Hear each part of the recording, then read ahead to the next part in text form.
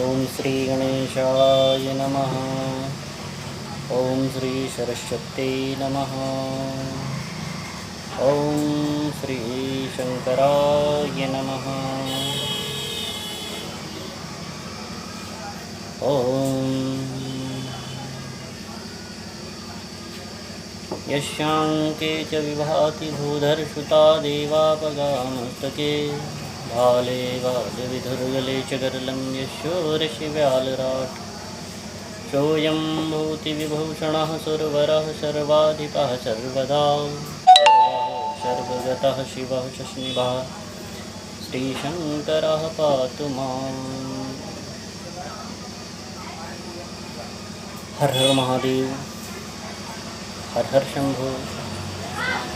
भगवान शंकराचार्य की सदा ही जय हो।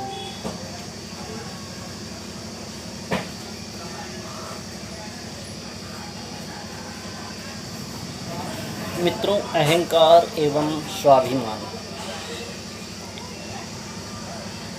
ये इन दोनों में बहुत ही सूक्ष्म सा अंतर होता है। एक के होने से व्यक्ति को नुकसान होता है और एक के ना होने से व्यक्ति को नुकसान होता है। अहंकार, कभी कभी स्वाभिमान हमारे जीवन में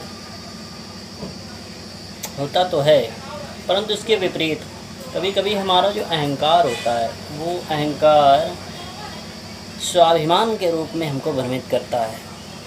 हमें लगता है हमारा स्वाभिमान है, परंतु वो हमारा वास्तविकता में अंधकार होता है।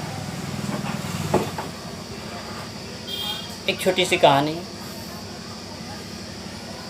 एक बार एक सेठ जी कहीं जा रहे थे। उनको अपने धन एवं अपने ज्ञान पर बहुत अधिक अहंकार था। उनको लगता था कि मेरे समान धनवान और मेरे समान ज्ञानवान दुनिया में कोई है ही नहीं। जाते हुए मार्ग में उनको एक नदी मिली। नदी में एक नाव खड़ी थी। नाविक से कहा, भैया पार ले चलोगे? नाविक हर्ष से स्वीकार हो गया। सेठ जी उस नाव में बैठे और बैठने के बाद में कुछ समय पश्चात उन्होंने उस नाविक से पूछा, भैया ये बताओ, तुम्हारे पास धन है? नाविक बोला, नहीं, अधिक तो नहीं है, थोड़ा बहुत है, बस जीविकोपार्जन के लिए। अरे रे रे रे रे रे रे, ओहो, तुमने तो अपना पूरा जीवन ही व्यर्थ गंवा दिया। और तुम्हारे पास धन नहीं है। धन के बिना इस संसार में होता क्या है आजकल? धनहीन जो व्यक्ति होता है उसको तो लोग हे दृष्टि से देखते हैं। तो ये तो तुम्हारा जीवन ही व्यर्थ हो गया। अच्छा ये बताओ कि तुम्हारे पास में कुछ पढ़े लिखे हो, ज्ञान है कुछ? अरे बोले, सेठ जी यहाँ नाव चलाने से फुर्सत नहीं है। दिन में जब कुछ ग्राहक आएंगे तब हम अपने परिवार का पेट भर सकते हैं। पढ़ने लिखने की कहाँ फुर्सत है हम लोगों को। मैं तो रहा निपट अशिक्षित हूँ। सेठ जी ने कहा, अरे रे रे रे रे रे, फिर तो तुम्हारा जीवन और भी व्यर्थ हो गया। मेरे पास धन भी नहीं है, तुम अशिक्षित भी हो, तो तुम्हारे जीवन का कोई तात्पर्य नहीं है। कुछ देर पश्चात वो नाविक सेठ जी से बोला, सेठ जी ये बताइए, आपको तैरना आता है? बोले, मुझे तैरने की क्या आवश्यकता है, मैं क्यों तैरना सीखूंगा, मैंने कभी सीखा ही नहीं। अभी कहता है, सेठ जी दरअसल बात ही है कि नाव में छेद हो गया है, तो मैं तो तैर के जा रहा हूँ और आप देख लेना अपने हिसाब से। तो अब सेठ जी को वास्तविकता का ज्ञान हुआ। वास्तविकता का उनको ज्ञान ये हुआ कि कहाँ किस विद्या की व्यक्ति को आवश्यकता पड़ जाती है ये किसी को भी मालूम नहीं है।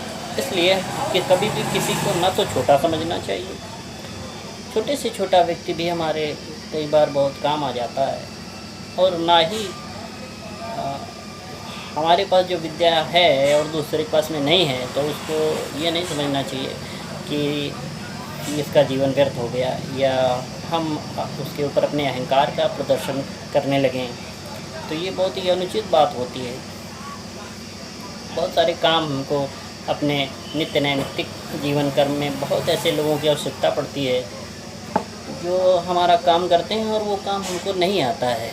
तो इसका मतलब ये नहीं है कि वो हेय हैं, वो निंदनीय हैं, वो अमान्य हैं, वो उनको समाज में जीने का कोई हक नहीं है, वो गिरे हुए हैं। वो उनकी विद्या है, वो जानते हैं। जो आपकी विद्या है वो आप जानते हैं। इसलिए कहानी का मोरल ये है कि कोई भी छोटा नहीं होता। आपके घर में काम करने वाला, आपकी छोटी छोटी आपके लिए छोटी छोटी वस्तुओं का संग्रह करने वाला, और